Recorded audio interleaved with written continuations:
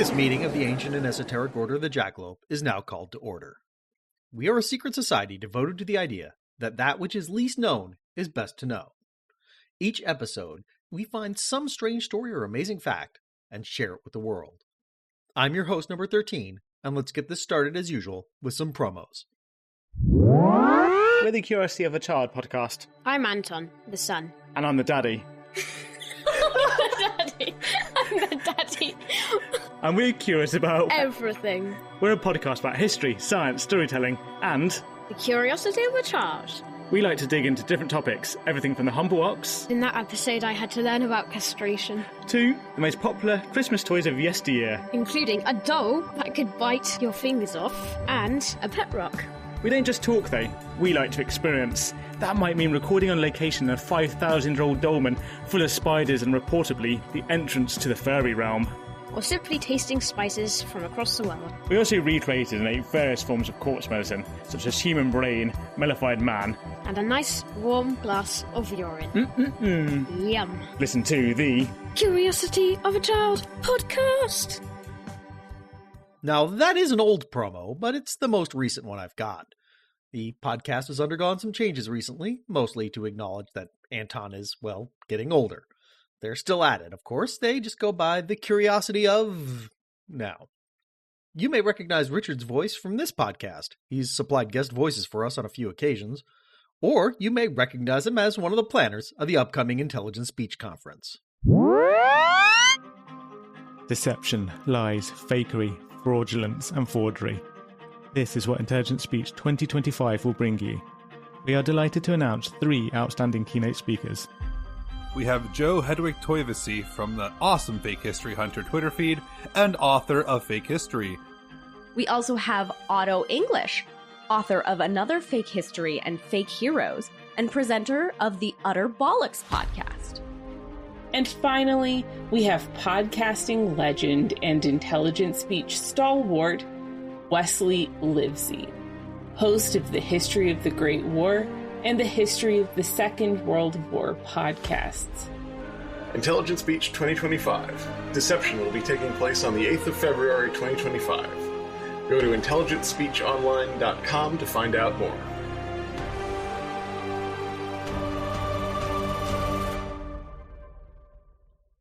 Use the promo code Jackalope when you register to take 10% off the price of your ticket. And that's enough of that. Let's get started. Episode 106, Cloud Dongs, presented by number 13. In August 2023, my cousin Tim and his fiancée Bonnie were getting married in Lancaster. As number 7 and I made our travel plans, we realized that even though she has spent a large chunk of her adult life in Pennsylvania, she had never visited many of its most famous historic sites.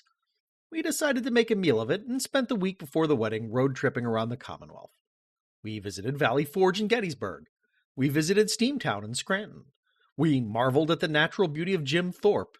We got chocolate kisses and spa treatments in Hershey. We saw classical art, classic cars, and the world's largest coffee pot. We stopped at every Wawa, Sheetz, Rutter's, or Nittany Minute Mart we could find. We had a Turkey Hill experience. At one point in the middle of all this, we found ourselves in Harrisburg with a few hours to kill. It was a gorgeous summer day, so I decided to walk the grounds of the Capitol building. I parked the car on Walnut Street and began strolling, taking in all the luscious greenery and various war memorials and monuments, and resisting the urge to key my state senator's car. And that is how I found myself on the Capitol steps, staring up at the main entrance, looking befuddled and thinking, what's up with that? This is the story of what's up with that. Pennsylvania's first Capitol building was built in Philadelphia in 1729. It was a grand old structure, but had to be left behind when the Commonwealth government moved to Lancaster in 1799. The building was sold to the city of Philadelphia and is still around today. You may know it better as Independence Hall, the place where the Declaration of Independence and Constitution were written, and where Holling Vincour and Kit had a rap battle about slavery. For the next several decades, Pennsylvania did not have a permanent Capitol building. Even when the government permanently relocated to Harrisburg in 1810, the legislature did not have a forever home until 1822, when a grand federal-style building was erected for them. Alas, on February 2nd, 1897, stray embers from the fireplaces landed on wooden structural supports, and the Capitol burned down in the middle of a blizzard. The legislature immediately authorized the construction of a new Capitol building with only two major requirements. The building had to be fireproof, and the entire cost of the project should not exceed $550,000. A quick architectural competition was won by Chicago's Henry Ives Cobb. Talented as Cobb was, there wasn't much he could do with a budget like that. His original sketches envisioned a grand marble-clad neoclassical structure along the lines of the U.S. Capitol, which wound up being scaled back to an ugly rectangular brick office building. To many, the new Capitol was an embarrassment. It was the height of the Gilded Age, and Pennsylvania was one of the wealthiest, most populous, and most industrialized states in the nation. Why should its legislature be forced to meet in a building that critics compared unfavorably to a factory or barn? Should not the greatest state have the most beautiful and triumphant civic building? In 1901, the legislature was shamed into holding another competition to finish Cobb's Capitol, with three requirements. The new building had to incorporate Cobb's old building into its structure, the total budget should not exceed $4 million, and the architect had to be Pennsylvanian. The second competition was won by Philadelphia's Joseph Miller Houston. He was a relative unknown, 36 years old, and only recently struck out on his own, but his ambitious vision knocked the legislature's socks off. Houston conceived of the new Capitol as a palace of the arts, glorifying not only the history of Pennsylvania, but the history of all Western civilization, uniting sculpture and painting to create literature in stone. His design drew on a recent trip to Europe for inspiration, incorporating the towering dome of St. Peter's, the bronze doors of Florence's baptistry, and the grand stairs of the Paris Opera. That grandiosity extended to the decoration as well. Houston planned to pay top dollar for murals, reliefs, fixtures, and sculptures. He lined up a murderer's row of Pennsylvanian artists to create them. Austin Abbey, John White Alexander, Violet Oakley, William B. Van Ingen, and George Gray Barnard. Odds are you are not familiar with George Gray Barnard, but back at the fin de siècle he was a big deal. Even 2 decades later, Charles H. Caffin's American Masters of Sculpture ranked him among the greatest American sculptors, second only to Augustus St. Gaudens. Barnard's connection to Pennsylvania was tenuous at best, but tenuous was good enough. He had been born on May 24, 1863 in Bellefonte, but his father was an itinerant preacher who kept moving the family further and further west. As a teenager in Muscatine, Iowa, Barnard apprenticed himself to a jeweler to learn the art of engraving and quickly surpassed his master. Engraving would have been a very solid career, but during a trip to the 1876 Philadelphia Centennial exhibition, he fell in love with the art of sculpture. He turned out to be very, very good at it. As Barnard devoted himself to his new craft, he claimed he could feel the great hand of God at his back, pushing him towards ever greater success. In 1880, Barnard moved to Chicago, Illinois, where he engraved watches during the day and studied under sculptor Leonard Volk at night. Eventually, he managed to save up $75, which became his tuition for the newly formed Art Institute of Chicago. In 1882, he used the profits from 2 early commissions to travel to Paris and entered a competition to win a seat in the École Nationale des Beaux-Arts, which he handily won. Barnard spent the next few years studying under academic sculptor Pierre-Jules Cavelier and developing his mature style, which sought to marry the neoclassical formalism of academic sculpture with the muscular power of a young Michelangelo and the expressive sensuality of a Rodin. Not that Barnard, academic to the core, would ever admit to being influenced by the latter, even when Rodin was the one handing him awards, like the jury prize he won in the 1894 Salon du Champ de Mars. It wasn't long before Barnard found his first major patron, Alfred Corning Clark, whose family had been early investors in the Singer Sewing Machine Company. Clark first commissioned Barnard to create a grave marker for his special friend, Laurence Severin Scogard, and was quite pleased with the result, which depicts 2 muscular men in a sort of vigorous dance who reach towards each other but are kept apart by a big block of marble. Read into that what you will. Other works he completed under Clark's patronage include 2 naked wrestlers entitled The Struggle of the Two Natures of Man, now in the Met, and the reclining and aggressively nude figure of the great god Pan, now on the campus of Columbia University. Encouraged by Clark, in 1895 Barnard moved back to America and set up shop in New York City. Then Clark went up and died in 1896. Other American collectors were put off by the sculptor's smug superiority, and his career floundered. Eventually, he moved back to France, where they still loved him. He received a gold medal at the Paris exhibition of 1900 and received a remarkable write-up from critic M. Thibault-Sisson. We have a newcomer, Georges Gray Barnard, who possesses all the qualities of a great master. He belongs to that young and virile America where efforts are manifested in various unexpected forms. He demonstrates with singular power his contempt for conventional methods, and his passionate longing for the new and creative art manifests itself in everything he puts his hand to. To him, all nature is new, and he has great breadth of conception. As a famous American artist at the peak of his powers, Barnard was the ideal person to head up the sculptural program for the Capitol project. Joseph Miller Houston offered him the job in July 1902, and Barnard rose to the occasion. He pitched the idea that the building's facade would be a single unified artwork depicting the Apotheosis of Labor. Here's how he described his intentions. I saw that the idea of the Greeks was to make gods. They created beautiful forms, beautiful symbols which they set on pedestals, but in their statuary they stopped short, deliberately, at anything that was individual or characteristic of humanity. The day of the gods is past. This is the day of the people, and it is the people that I want to fix in sculpture. The Capitol's main entrance would be flanked by 4 groups of carotid columns, representing waves of immigration to Pennsylvania from the earliest Native Americans right up to the Pennsylvania Dutch. Those carotids would support a monumental bronze frieze showing the march of history from barbarity to civilization. At ground level, the building would be ringed by marble sculptures picking out allegorical moments from Pennsylvania history that supported the grand theme. It was an ambitious plan that involved 42 groups of statuary, which would have to be executed in under 4 years to be ready for the Capitol's dedication in June 1906. It wouldn't be cheap either. Houston and the Capitol Planning Commission had set aside $300,000 for sculpture, and Barnard estimated that the bronze frieze alone would cost nearly $165,000. He was able to save the Commonwealth some money by arguing that no American craftsman could complete the work as quickly or cheaply as the French and Italians, and the Capitol Commission begrudgingly agreed. The artist returned to his studio in Moret-sur-Loing, outside Fontainebleau, and got to work. Well, almost.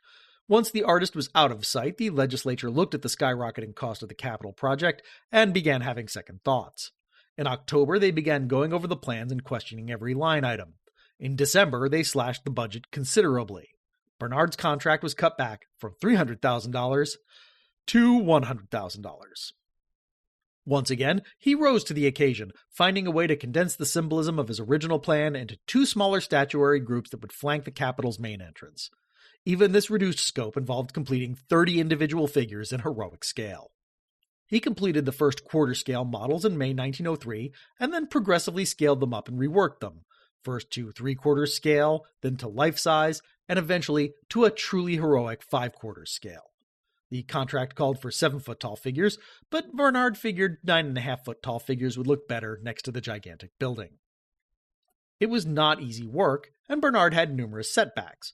At one point, his studio flooded, which caused $68,000 in damages, destroyed his plaster models, and delayed the work for months. To rebuild, he was forced to borrow against his life insurance, sell off much of his private art collection, and start a side business scouring the countryside for medieval sculptural and architectural fragments, which he resold to American collectors and museums. The real problem started when he asked the Commonwealth for funds to help rebuild, and was denied. The artist was to be treated like any other contractor and would only receive the remainder of the balance due when the work was completed. Barnard, who was used to working for patrons who were patient, understanding, and who could always be squeezed for a few more bucks, had no idea how to cope with the budget-conscious legislature. He did not take the rejection particularly well. He stopped work on his models and even threatened to destroy them when the Commonwealth suggested it might seize them. He complained that he had done 15 times more work than the contract had called for, and the Commonwealth responded that no one had asked him to do that. He groused that he hadn't been paid in nearly 8 months, and the Commonwealth responded that he received every dollar he was entitled to, despite missing every deadline specified in the contract's strict timetable. He moaned that he had only taken the job at a reduced rate because he had been promised additional contracts worth nearly $1 million, to which the Commonwealth responded that it had no idea what the heck he was going on about. It was clear that there was a significant gap between what Barnard had been promised by Houston and what was actually in his contract. The artist felt he was morally entitled to the former, and the legislature was not going to give him one more penny more than was legally called for by the latter. With so much daylight between their positions, negotiations between the two parties quickly broke down. When the Capitol was dedicated by President Theodore Roosevelt on October 4th, 1906, the sculptures were conspicuously absent. Even without them, Teddy called the new Capitol the handsomest building I ever saw. Now, you may be wondering why Capitol architect Joseph Miller Houston did not rush to Barnard's defense. Turns out Houston had problems of his own. For instance, there was a bit of a stir in June 1906 when the Capitol's monumental bronze doors were installed, and it was discovered that the decorative panels, which were supposed to contain portraits of historical Pennsylvanians like William Penn and Benjamin Franklin, also included portraits of then-Governor Samuel Whitaker Pennypacker and several of his cronies, as well as the Capitol's general contractor, the owner of the company that cast the doors, and Joseph Miller Houston himself right on the doorknobs. That was the least of Houston's problems, though. You see, as the project wound down, the Capitol Planning Commission had to submit its final report. The initial budget of $4 million turned out to have been wildly optimistic. The actual cost wound up being well over $13 million. The legislature and the public were shocked. It did not help that Governor Samuel Pennypacker had been swept out of office, along with most of the old Republican machine of the late Senator Matthew Quay. Incoming Governor Edward Sidney Stewart had campaigned as the governor who cares, who would fight corruption and graft. He ordered Treasurer William H. Berry to audit the project. Berry quickly discovered that Houston had set up a novel procurement scheme where what vendors got paid was not based on the actual value of goods but on their total weight or square footage. Some of that overcharge was then kicked back to Houston. The worst offender was Philadelphia wholesaler John H. Sanderson, who was paid millions of dollars for furniture that could be had much more cheaply. For example, there was a shoe shine stand whose fixtures had a retail value of $124. Sanderson had estimated its area at 88 square feet and was reimbursed at a rate of $18.40 per square foot for a total of $1,619.20. That's a 1,200% markup. Houston, Sanderson, and several others were charged with graft and corruption in 1910. Sanderson avoided a criminal conviction through the clever legal gambit of dying before the trial. The others were not nearly so lucky and were convicted of defrauding the Commonwealth. Houston was sentenced to 2 years in Philadelphia's Eastern State Penitentiary and served every minute of the sentence. I'm getting ahead of the story, though. Just remember that this is all going on in the background while Barnard is grousing about not getting paid. In early 1907, the Treasury's audit showed that Barnard had already received $87,000 of the $100,000 promised by his contract. The artist had quickly burned through that cash, expecting the legislature would just keep throwing money at him, but by law, the remainder of the contract could only be paid on receipt of the final product. Right now, Barnard had only plaster models, and $13,000 would not begin to cover the cost of turning the models into finished marble statues or getting them shipped from Europe to America. The Commonwealth could not decide whether Barnard was part of Houston's kickback scheme or just bad at business. Comments from former Governor William Alexis Stone, the president of the Capitol Commission, seemed to indicate he favored the latter explanation. I haven't any idea what he's talking about. Barnard is an artistic lunatic. That's all I can say about him. He is liable to say anything. He has completely failed in the undertaking he contracted to perform, and he has put us to no end of annoyance and expense. He has placed a lien on the statues he has completed for money that he imagines is still due him, in spite of the fact that he has already been paid the full amount of the money that we agreed to give him for the completion of the work. It is hard to tell what the outcome will be. We have made no new offers to him of any kind. On the other side, ex-Governor Pennypacker decried the Capitol Commission as crass materialists with no appreciation for the arts, and defended both Houston and Barnard. What we needed in this position was not a bookkeeper or the cashier of a bank, but an artist and a poet, with imagination enough to design, with enthusiasm enough to carry its inspirations to execution, and with none too keen an appreciation of the importance of mere money. Mind you, Pennypacker wasn't exactly a disinterested third party here. He wasn't directly implicated in the kickback scheme, but his administration had failed to exercise any sort of oversight over the Capitol project. Pennypacker was also a bloviating, self-important boob who did not like any of his decisions being questioned, but that's true of most politicians. In the end, cooler heads prevailed, and a compromise was worked out. The Commonwealth and several of Barnard's friends from New York engineered a buyout of the completion bond the artist had posted at the beginning of the project. That freed up an additional $20,000 to get things moving again. New York's famous Piccirilli brothers began finishing the statues in November 1908, and then stopped work when Barnard ran out of money. So, put another notch in the "he was a terrible businessman" column. His friends passed the hat once more and hoped that this time the $100,000 they raised would finally be enough. Thankfully, it was. The sculptures were finally finished in April 1910, and the following month they were exhibited in Paris at the Salon du Champ de Mars. As they are intended to be seen, the group of figures on your right is the burden of life, the broken law. It is intended to depict the consequences of failing to obey the law, whether secular or divine. In the very back, you have a high relief of Adam and Eve cavorting in the chaotic but plentiful Garden of Eden. They seem happy, but their children are not included in that tableau and are all clearly being punished for their parents' original sin. The forsaken mother tosses her head back in unexpectedly sexy anguish. The mourning woman casts her sad eyes down at the kneeling youth who pleads for mercy from an indifferent angel of consolation. The burden-bearer is crushed under a heavy load. Two brothers, presumably Cain and Abel, trudge forward joylessly. At the very end of the pedestal you have the homoerotic figures of despair and hope, who clasp hands and gaze longingly and desperately at the other group of figures across the way. The group of figures on your left is love and labor, the unbroken law. At the back you have an unnamed farmer and his wife, a new Adam and Eve, also surrounded by plenty, but by a more ordered plenty. Their children enjoy peace, happiness, and prosperity, and are represented by the prodigal son, the thinkers, the philosopher-teacher, the baptism, the young parents, and two brothers who presumably don't want to kill each other. At the front of the pedestal you have the new youth, a young couple who turn out their gaze across the Susquehanna River towards the frontier and the promise of the future. Barnard tried to deflect a strictly biblical reading of the work, which would have been mildly inappropriate for a government building. Instead, he claimed the idea that following the law leads to joy and breaking it leads to suffering was just peculiarly appropriate to the headquarters of a legislature. I don't know if he was entirely successful, because the work has biblical allegory written all over it. Do I like them? Not really. Like a lot of academic sculpture, the work is competently done, but not particularly compelling. It doesn't help that the supposedly happy and prosperous figures don't seem all that happy. They are stiff and awkwardly posed. The symbolism is also obscure. It's easy enough to grasp that one of the two groups is doing poorly and the other is doing well, but without the biblical allegory, it's not clear at all why. Barnard's decision to render the figures at an extra-heroic scale may have been a mistake. It does make them stand out against the enormous Capitol building, but increasing the size of the figures without increasing the size of the base means they're packed in there tight. That means everything starts to blend together into an undistinguishable morass, an amorphous slab of bright marble. Smaller figures would have had more room to breathe and be lively.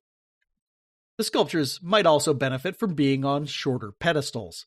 Up close, everything has to be taken in at an extreme angle, making it really hard to tell what's going on. Everything looks a lot better from a distance and from the side. It doesn't have to be sitting on the ground like the burghers of Calais, but a 3 or 4 foot pedestal would ameliorate a lot of these issues. Or maybe that's all just me. Anyway, the Salon's jury of sculpture loved them, with one judge prating Barnard as the greatest sculptor since Phidias. These sculptures were given a place of honor, flanking the main entrance to the Grand Palais. Photographs from the Salon soon reached the United States, where they caused a bit of a stir. You see, Barnard's figures were mostly nude, and the American public was still mostly prudes. A vocal minority began attacking the artist and his work. The loudest voice belonged to the Ancient Order of Hibernians, which at this point was basically a Catholic decency league. They claimed public nudity would have a demoralizing effect on the oath of the Commonwealth, and opposed installing the sculpture on the Capitol grounds. Barnard was not surprised in the least. He had battled American prudishness before. Most notably, Alfred Corning Clark had intended to donate the Great God Pan to Central Park, but New York had said no thanks due to the statue's rather sensuous pose, which is to say, reclining on its side, thrusting its rather prominent genitals right into your face at about head height. It ultimately wound up on the campus of Columbia University. There has been some criticism because these 30 figures I executed are nude. Only in the nude could I have given adequate expression to these figures. Drapery would have spoiled the effect. Only through delineation of the nude human form can great emotions be shown. You cannot drape a symbolic figure in an overcoat and expect it to be anything but a marble dummy. It is curious that this criticism should come from men, while women approve of the work as is. Women have better artistic sense than men. They are inspired by the human form, but men are not similarly inspired. They think the nude suggestive. I understand that the Pennsylvania state authorities are going to drape them. I shall make no protest, but I am sorry. Others fought back on his behalf. The usually staid Harrisburg Telegraph said censoring the statues would make Pennsylvania a laughingstock. The Fine Arts Journal struck back at what they saw as Pennsylvanian provinciality. It is amusing or disgusting, as you please, to learn that the inhabitants of Pennsylvania are so modest that they cannot endure the nudity in the magnificent sculptured groups which George Gray Barnard is placing on the Capitol at Harrisburg. Should these statues be draped, it would be one of the greatest insults that the world has been called upon to endure for many centuries. While Barnard clearly thought that the demands to censor his work were absurd, there was no fight left in him, and he just wanted to get the whole ordeal over and done with. He announced he would cover the naughty bits, though he would not resort to anything as cliché as a fig leaf. No, he announced he would throw a blur of marble over the naughty bits to create a misty effect that would be barely noticeable. The statues arrived in the United States in December 1910. They were moved to the Capitol and set up on their pedestals, but hidden from view by tents until they could be censored and then formally unveiled. It was widely reported on May 14, 1911, that a crowd of female art lovers tore down the tents to take in Barnard's work in its full glory. Except, it turns out that might not be true. The only reports I've been able to find are either in the Chicago Tribune or cite the Tribune as a source. The incident would have definitely made the headlines if it had actually happened, first because it was Mother's Day, and second because President Taft was visiting Harrisburg. And third, because the work of covering everything up had started on May 11th. Anyway, this is what caught my eye that day. This is because while Barnard promised little blurs of marble, that is not what he delivered. Instead, we have big lumps of plaster starting in the crotchular region, but held in place by an extension that goes up and along the hip crease. This is no subtle misty effect, but a misshapen cloud that's right in your face, a gigantic eye-catching penis sheath. If anything, Barnard's cloud dongs are more noticeable and distracting than an actual penis. One has to wonder if that was in fact the whole point. My personal theory is that Barnard was thumbing his nose at the censors through malicious compliance. Alas, there's no way to know for sure. I also couldn't help but notice that not all of the penises are covered up either. I'm not sure whether little boy penises are still okay, or whether the plaster clouds have crumbled away over time and no one's bothered to replace them. If you work for the Capitol, write in and let us know. Barnard's statues were officially unveiled on October 5th, 1911. It was 5 years too late, but better late than never. The Commonwealth turned the unveiling into a huge party. The legislature declared October 5th to be Barnard Day. Over 800 special guests were invited to the dedication ceremonies, including city and state officials, distinguished artists, and other prominent citizens of Pennsylvania. Joseph Miller Houston did not make it because he was in jail. They were joined by a crowd of several thousand spectators. A chorus of 400 elementary school students sang the national anthem. Barnard's father, a Methodist preacher, read the invocation.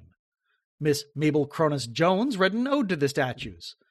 A brass band played a Barnard march that had been composed for the occasion, and numerous dignitaries rose to make speeches proclaiming the work.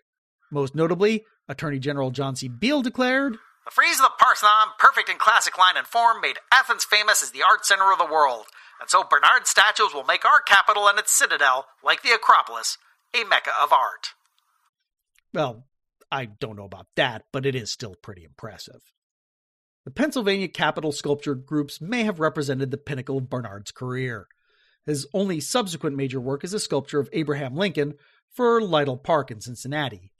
It's really quite powerful, depicting a young Lincoln as a man of the people, so naturally everyone hated it, especially Robert Todd Lincoln, because they had wanted an idealized heroic Lincoln, a great emancipator freeing the slaves with sheer force of will. In the middle of the century, critics began to reevaluate Barnard's work and his stock fell dramatically. Today, he's been virtually forgotten. He did make a huge mark on the art world, though. The medieval odds and ends he sold as a side hustle formed the core of collections in major museums around the country. His personal collection was purchased by John D. Rockefeller Jr. and became the core of the cloisters in New York. Barnard passed away on April 24, 1938, and asked to be buried near his greatest accomplishments. He was interred in Harrisburg Cemetery, just down the street from the Capitol, on the opposite side of the building from his sculptures. To be fair, to bury Barnard somewhere with a good view of the sculptures, he would have had to been interred on the Capitol grounds themselves, or in the middle of the Susquehanna River. Can't win them all, George. Key sources for this episode include Dan Williams' George Gray Barnard, Ingrid Steffensen's Towards an Iconography of a State Capitol, the Art and Architecture of the Pennsylvania State Capitol in Harrisburg, Ruth Hoover Seitz's Pennsylvania Capitol, Samuel W. Pennypacker's The Desecration and Profanation of the Pennsylvania Capitol, the Catalog of Pennsylvania State University's George Gray Barnard Centenary Exhibition, the Proceedings of the Dedication Ceremonies of the Barnard Statues, State Capitol Building, Harrisburg, Pennsylvania, October 4, 1911, and contemporary newspaper reports. For a full list of sources and a transcript of this episode, visit our website at orderthejackalope.com. That's orderthejackalope.com with hyphens between the words. Connections! You can add Joseph Miller Houston to the list of former residents of Philadelphia's Eastern State Penitentiary. That list also includes insurance fraudster Joseph Peters of the Blue-Eyed Six, from Make Insurance Double Sure, kidnapper and possible child murderer William Westervelt, from Your Heart's Sorrow, John Blymeyer, the York County Hex murderer, from Bound in Mystery and Shadow, and Paul Jaworski of the bank-robbing Flathead Gang, from The Terror of Gilligan Country. His plan for the Capitol wasn't all that great, but Henry Ives Cobb was a very distinguished and successful architect. One of his greatest triumphs was the Fisheries Building for the 1893 Chicago World's Fair and Columbian Exposition, which he built in a grand Richardsonian Romanesque style. We, of course, have visited the 1893 World's Fair several times in the company of such notables as Diamond Jim Brady from He Could Eat It All, John Alexander Dowie from Marching to Shibboleth, and Cyrus Reed Teed from We Live Inside. And of course, we discussed it directly with initiate number 1893, Michael Finney, in the episode The White City. Correspondence! Speaking of initiate number 1893, he has a new ebook out, The Fall of Tartaria, a short story retelling the last days of the Tartarian Empire. If you don't remember, the Tartarian Empire is an online conspiracy theory that 19th century neoclassical buildings were actually the remnants of an ancient world-spanning empire that was buried in a giant mud flood. Michael introduced us to the concept back in the White City, and I'm not surprised to see him return to the idea now. If you have a Kindle, you can go grab a copy off of Amazon for the low price of 99 cents. It does have AI art if that's an issue for you. If you have any corrections or comments, reach out to us at Order Jackalope on most social media platforms. Link in the show notes. Or you can always send us an old-fashioned email to jackalope@orderthejackalope.com. Link also in the show notes. We're also looking out for new initiates, so if you're interested, reach out to us and let us know what story you want to share. That's all for now, initiates, so let's bring this meeting of the ancient and esoteric Order of the Jackalope to a close. In 3 weeks, we'll be back with a highly requested episode, by which I mean a YouTube commenter asked me to look into the subject once, 2 years ago. Until then, remember, that which is least known is best to know. Cloud Dongs was produced by David White for the Ancient and Esoteric Order of the Jackalope and is released under a Creative Commons Attribution Non-Commercial Share-alike 4.0 international license. All rights reserved, all wrongs reversed.